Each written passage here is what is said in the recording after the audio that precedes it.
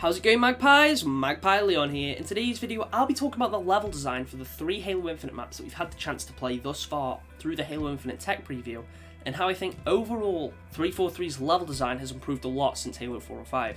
I will primarily be comparing the levels to that of Halo 5, since that is the newest Halo game to this point, and overall I do think that is where the major amounts of improvements are shown. I understand we have only played 3 levels so far, and there will be a lot more in the full game, of course, and it is hard to sort of compare these 3 levels to an entire game's worth of levels, but when I think that overall these 3 maps are better than pretty much anything that we've seen in Halo 5, I think it's safe to say that we have seen a huge improvement. Now, I do study games design at college, and I am going on to study it at uni, and the primary thing that I would look at when I do level design and stuff in particular is Halo. I'd explore different Halo maps. I'd look at some of the some of the old Bungie videos of them talking about the level design and whatnot. So I am somewhat educated on Halo's level design and like weapon placements and all that sort of stuff. Now, I do just want to say I don't think Halo 4 and 5's level design is bad by any means. A lot of the levels are very uninteresting, but I don't think they're bad per se. I do have some that I do dislike. But overall, my problem is that a lot of the levels are uninteresting and very bland, which contrasts to Halo Infinite, and we'll go more in depth in a sec. But first, I do just want to talk about the 3 maps that we have played on Halo Infinite. The first of which being Livefire. Livefire was the one that they kicked the tech test off with. I do think it is a very cool map. It will never be something I think could be my favourite Halo map. The whole military training ground setting is a very safe thing to go for, and we have seen it before with something like the Pit in Halo 3. I'm not saying it's bad by any means, of course. I do really enjoy the map, but I do think it's not as interesting as most other maps. One thing that I think was pretty good about Livefire is because of the whole training thing, I don't know, there's just something about it where I felt like I knew where everything would be straight away as soon as I managed to get on there. I felt like I already knew the level without playing it. And I think that's one thing that's really good about all the Infinite levels that I have played, all the multiplayer maps that we played so far, is they didn't feel unfamiliar. Although it was really cool exploring these new maps, at the same time I felt like I already knew them. I already felt like I'd explored them, even though I hadn't. Like, obviously, Bazaar, for example, you know, I didn't know about any of the Easter eggs on there, but I felt like I could sort of just tell where I was going, but I will talk about that one in a bit. Obviously, power weapons, the game does tell you when the main power weapon is spawning in, but other than that, I felt like I knew where most of the other weapons would be, which I just think was pretty cool. I don't know, it's quite odd, it just felt like that I was back at home, like I already knew these maps, I was already familiar with them even without playing them, which I think was just really cool. Livefire makes great use of the equipment that is dominant on that map, being the drop wall. A lot of Livefire's layout has some quite narrow corridors and like little hallways and stuff, which makes great use of something like the Heatwave as well, with its bouncing projectiles. But it's great for the drop wall because if you've got enemies approaching you from the other side of that narrow corridor, you can drop a drop wall and manage to get a few shots off on them, which it makes great use of that equipment. Again, like I said, it also makes use of the Heatwave being there. Sometimes it is the Bulldog, and the Bulldog, again, being a close quarters weapon, makes it can be used very efficiently in these narrow corridors. There is also plenty of open space on this level to make use of precision weapons. Now, one thing that I did think was quite interesting is this level is asymmetrical. Most of the maps in Halo 5 were almost all symmetrical, and I think that's something that didn't help out in terms of making some of them stand out. They all had very similar layouts, and I think this is also because a lot of the maps were remixes, is what they were called, which was pretty much just a map we'd already seen but slightly altered, had a slightly different aesthetic to try and be a bit more unique. And for some of the maps, I do prefer the remixed version, but overall, I think it didn't help Halo 5 feel any more interesting. If anything, it did make a lot of the maps feel a lot less interesting, which is quite a shame.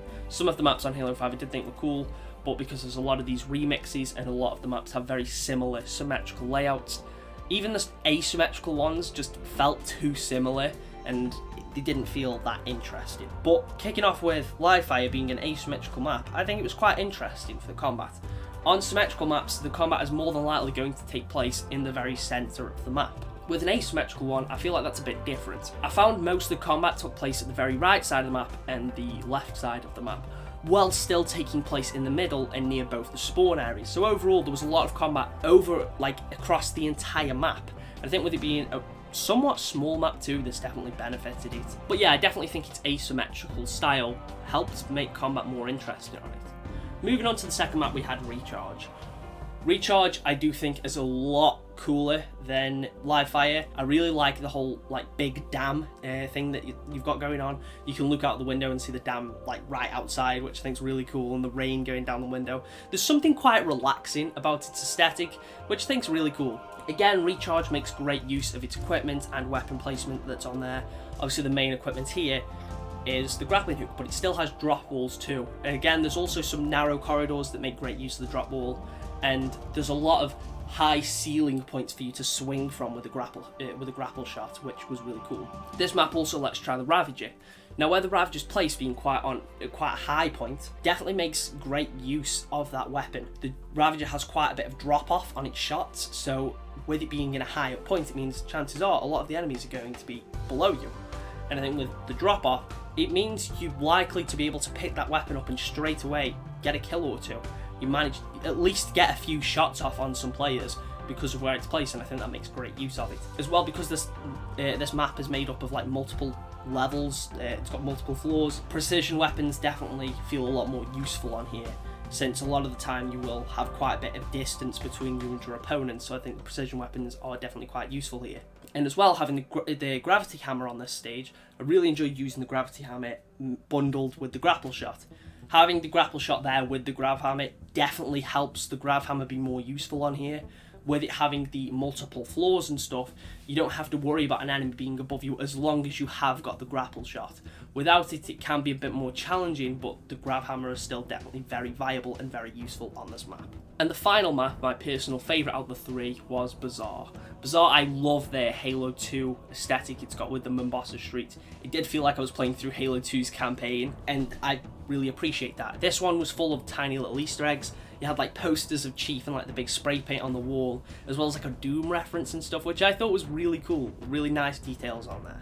And Bazaar, of course, also makes great use of weapon and equipment placement. The two primary pieces of equipment on this map are the grapple shot and also the sensor. I can't quite remember what it's called off the top of my head, but it's that sensor thing that shows you where enemies are. Since Bazaar is technically in a city, it means there's a lot of little buildings for players to hide in.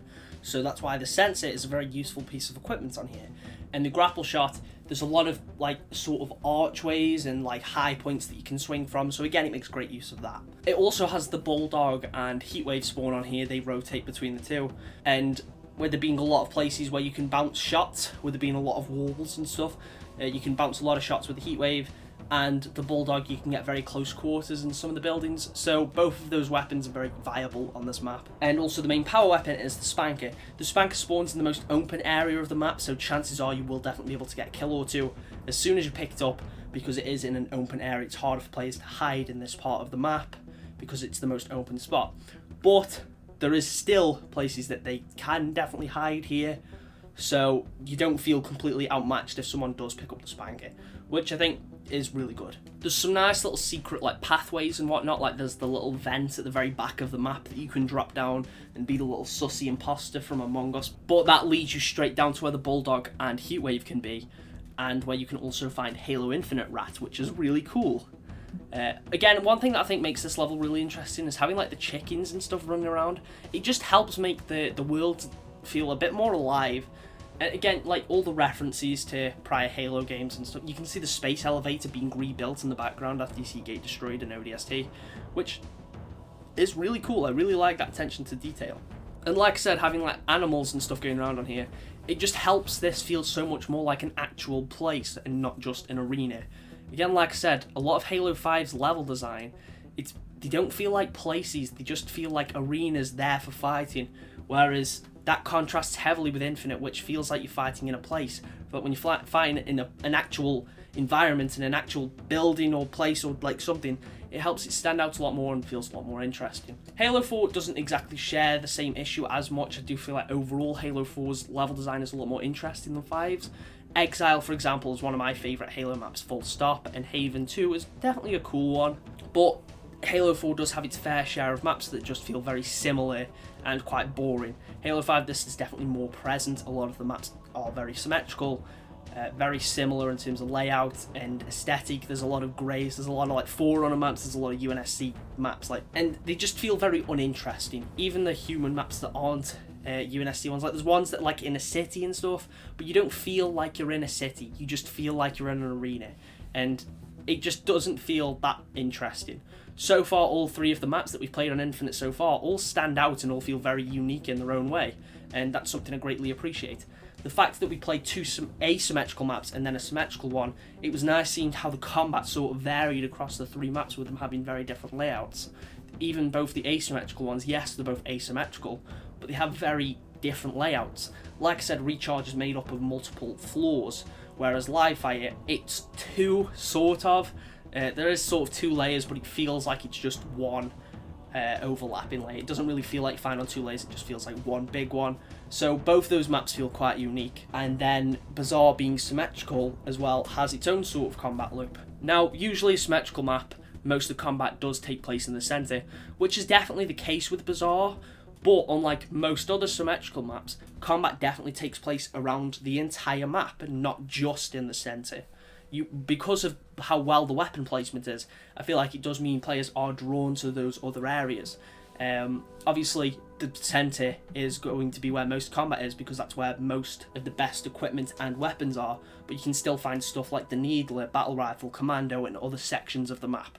So it means there will be players going to those spots, which I think definitely helps the map have a bit of a varying combat loop. I do definitely think 343 have massively improved since Halo 5 in terms of level design. The team is doing a great job with Infinite so far, and I can't wait to see the rest of the levels. I mean, if you've enjoyed this video, let me know, and when Infinite comes out, or when we get to try Big Team Battle, I will do some comparisons there and talk about level design for those maps. But that's all from me today, folks. If you are new here, consider subscribing, maybe stick around, drop a like on the video. But yeah, that is all from me. I'll catch you all in the next one.